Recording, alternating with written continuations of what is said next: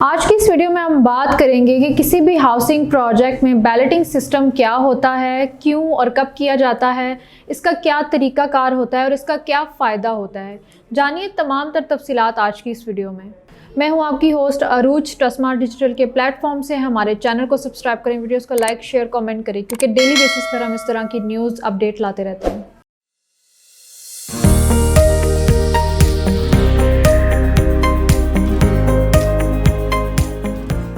जब भी आप किसी हाउसिंग प्रोजेक्ट में जो है बुकिंग करवाते हैं तो आपको प्लॉट नहीं, आपको फ़ाइल दी जाती है, आपकी फ़ाइल तैयार की जाती है और आपको एक रजिस्ट्रेशन नंबर दिया जाता है। आपको जस्ट ये पता होता है कि आपकी इस ब्लॉक में जो है इन फ्यूचर प्लॉट होगा, लेकिन आपको अपना प्लॉट नंबर या स्ट्रीट नंबर नहीं पता होता।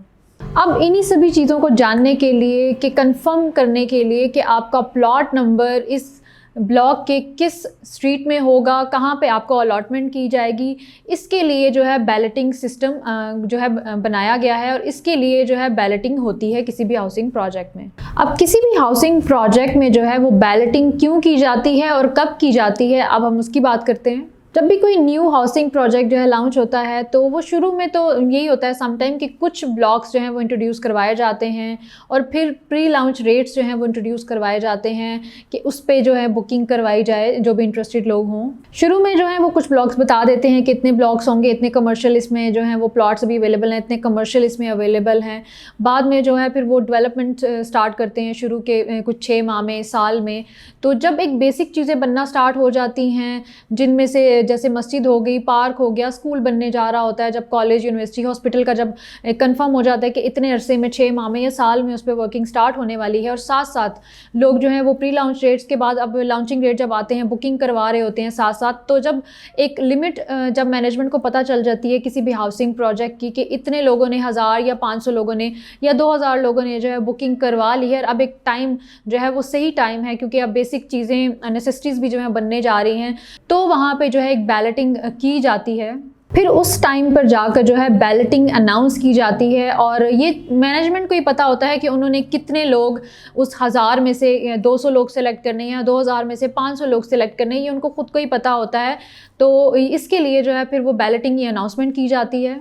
बैलेटिंग की अनाउंसमेंट के बाद अब मेन हम बात करते हैं बैलेटिंग का क्या क्राइटेरिया होता है किसी भी हाउसिंग प्रोजेक्ट में।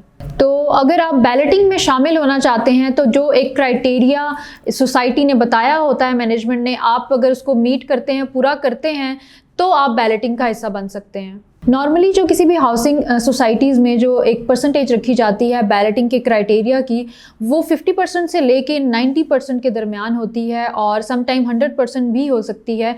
जो भी इसको मीट करता है, अपनी पेमेंट क्लियर करते हैं 50 to 90%, वो बैलेट का हिस्सा बन सकते हैं।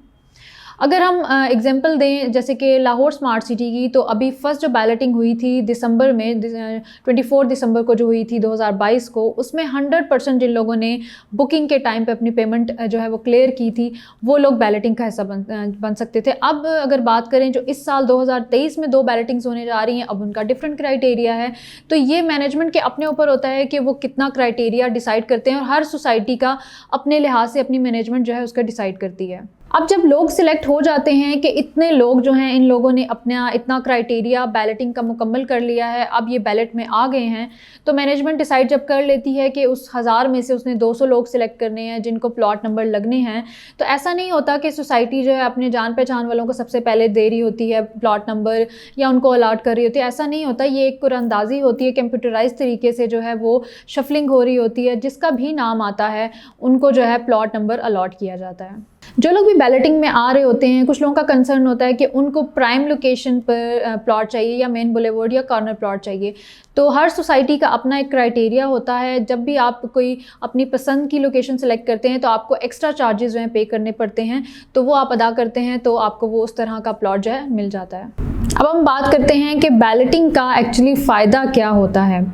जब आपकी फ़ाइल जो है वो बैलेट में जाती है, आपको प्लॉट नंबर अलॉट किया जाता है, स्ट्रीट नंबर बताया जाता है, तो अब आप एक फ़ाइल से जो है एक प्लॉट के मालिक बन जाते हैं और आपकी फ़ाइल की जो है, जो आपके प्लॉट की जो है वो वर्थ बढ़ जाती है।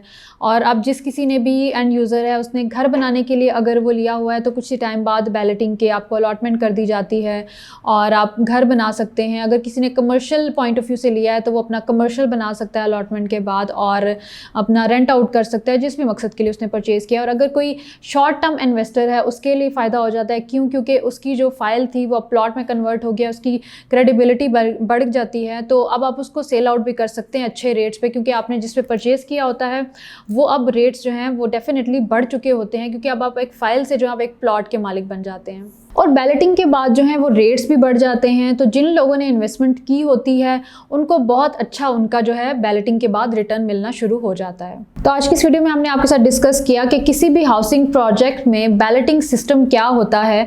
मज़ीद इस तरह के जनरल टॉपिक पे हम वीडियो लाते रहेंगे। अगर आप भी चाह रहे हैं किसी टॉपिक पर हम वीडियो बनाएं तो आप कमेंट कर सकते हैं। मज़ीद किसी भी तरह की आपको तफसीलात चाहिए तो आप हमारे दिए गए नंबर पर कॉन्टैक्ट कर सकते हैं। मिलूंगी नेक्स्ट वीडियो में, तब तक के लिए इजाज़त दीजिएगा। अल्लाह हाफ़िज़।